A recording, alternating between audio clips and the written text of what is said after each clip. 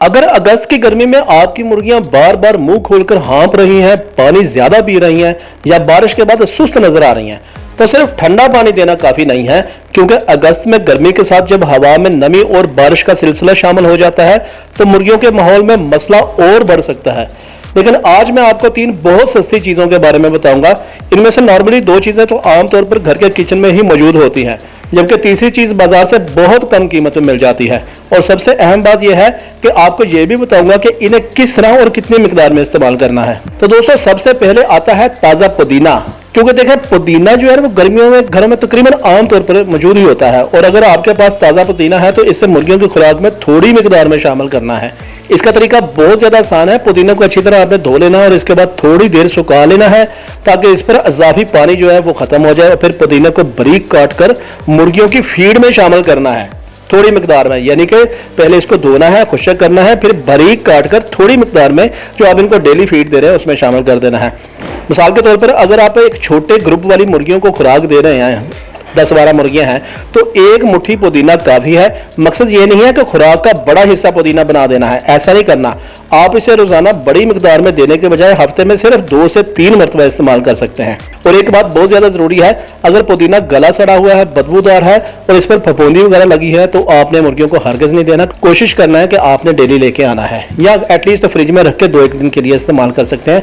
बहुत ज्यादा आपने नहीं करना। और पुदीना देने से पहले साफ और ताजा पानी हर वक्त मौजूद रहना चाहिए।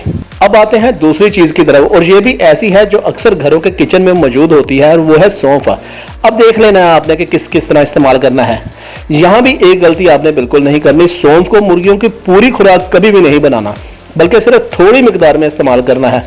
आप तकरीबन अगर 1 किलो आम खुराक दे रहे हैं तो 1 चाय का चम्मच सौंफ डालकर अच्छी तरह मिक्स कर सकते हैं। अगर आप पहली दफा इस्तेमाल कर रहे हैं तो इससे भी मिकदार आपने कम करनी है। फिर 2 से 3 दिन बाद आपने 1 चाय का चम्मच आपने इस्तेमाल करना शुरू कर देना है। सौंफ को आप साबुत भी दे सकते हैं, लेकिन बेहतर है कि इसे हल्का सा कुचलकर खुराक में मिक्स कर दें ताकि मुर्गियां आसानी से इसे खा सकें।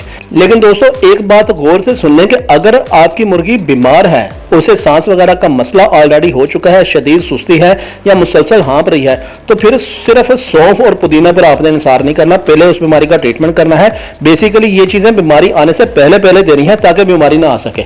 अब आते हैं तीसरी चीज की तरफ, जो घर के किचन में हर किसी के पास नहीं होती लेकिन बाजार में बड़ी आसानी के साथ मिल जाती है, और यह है इसबगोल का छिलका।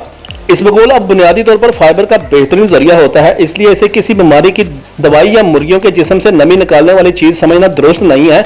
अगर आप इसे खुराक में शामिल करना चाहते हैं तो बहुत कम मिकदार में आपने इस्तेमाल करना है। मसलन 1 किलो खुराक में तकरीबन 1 चाय का चम्मच, इससे ज्यादा आपने नहीं डालना।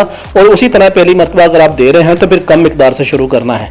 और हमेशा इसे आपने खुश्क खुराक में देना है, यानी कि जो दाना होगा या कमर्शियल फीड होगी उसमें। अगर आपकी गीली खुराक है, यानी कि जैसे रोटी के भीगे हुए टुकड़े वगैरह होते हैं, या कोई गीली खुराक है, तो उसमें आपने मिक्स नहीं करना। अगर मुर्गियां इसबगोल वाली खुराक खा रही हैं तो फिर इनके सामने साफ और ताजा पानी हर वक्त मौजूद रहना चाहिए। वीडियो अच्छी लगी तो चैनल को सब्सक्राइब करके वीडियो को लाइक करते हैं। मिलते हैं अगली वीडियो में, तब तक के लिए अल्लाह हाफिज।